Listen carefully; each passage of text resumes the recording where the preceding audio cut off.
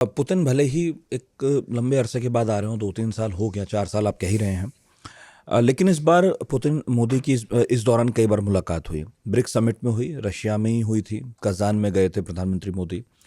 और मॉस्को में लगातार हमारे डिप्लोमेट्स का आना जाना लगा रहा। मोदी तो उनसे खैर चीन में भी मिले थे। तो ऐसा नहीं है कि रूस की और भारत की कोई बातचीत नहीं है, वो है। लेकिन क्या आप ये मान रहे हैं कि पिछले 5 साल में ऐसा वक्त भी बीच बीच में आया है जब भारत ने या भारत को कई बार ये दिखाना पड़ा कि वो रूस से इतना भी क्लोज नहीं है, क्योंकि रूस अपने आप को यूक्रेन की वॉर में उसने फंसा लिया था। ऐसा हुआ?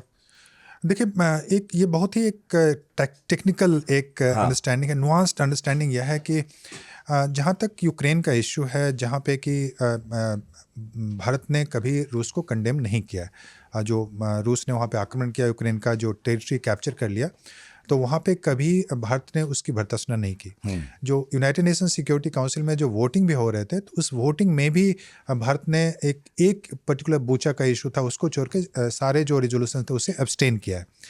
और भारत यह भी मानता है कि भारत का क्राइमिया में लेजिटिमेट इंटरेस्ट है।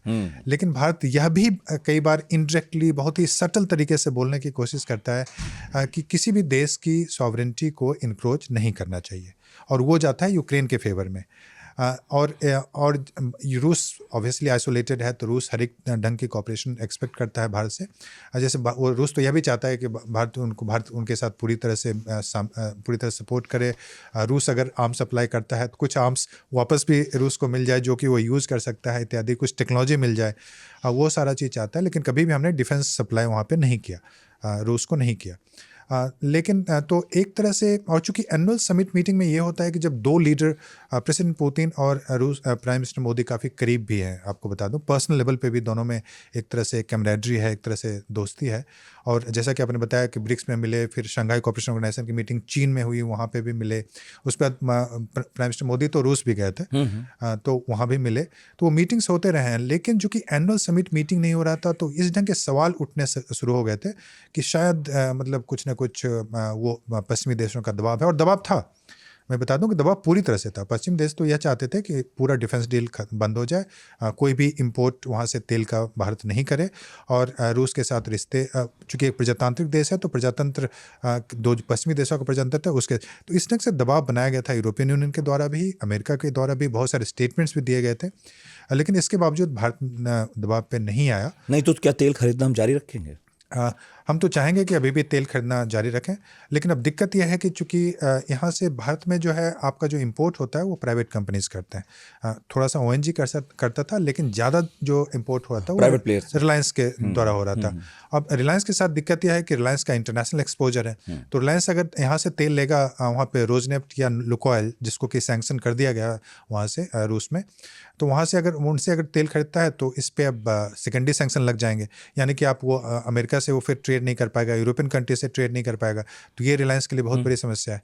तो वैसे में होता क्या है कि उसका एक थर्ड तरीका है कि जो इंटरमीडियरीज हैं बीच में, आप डायरेक्टली सैंक्शन कंपनी से नहीं करते हैं, फिर जो इंटरमीडियरी है उससे खरीदेंगे, और वो पता नहीं चलता है, वो ट्रेस करना बहुत ही डिफिकल्ट होता है इंटरमीडियरी का, उसका लिंक क्या है, कहाँ से है। शैडो फ्लीट होते हैं कि वहाँ से चला, किसी के नाम से चेंज होता है, तेल का फिर ट्रांसफ़र होता है दूसरे में और फिर आता है, तो उस ढंग से होगा। लेकिन अभी जैसा कि देखा पिछले महीने का रिपोर्ट में बताऊं, तो तेल का आयात कम हुआ है रूस से। और एक यह भी बता दूं कि अमेरिका यह भी चाहता है कि रूस से या दूसरे देशों से भारत तेल कम कर दे और अमेरिका से खरीदे।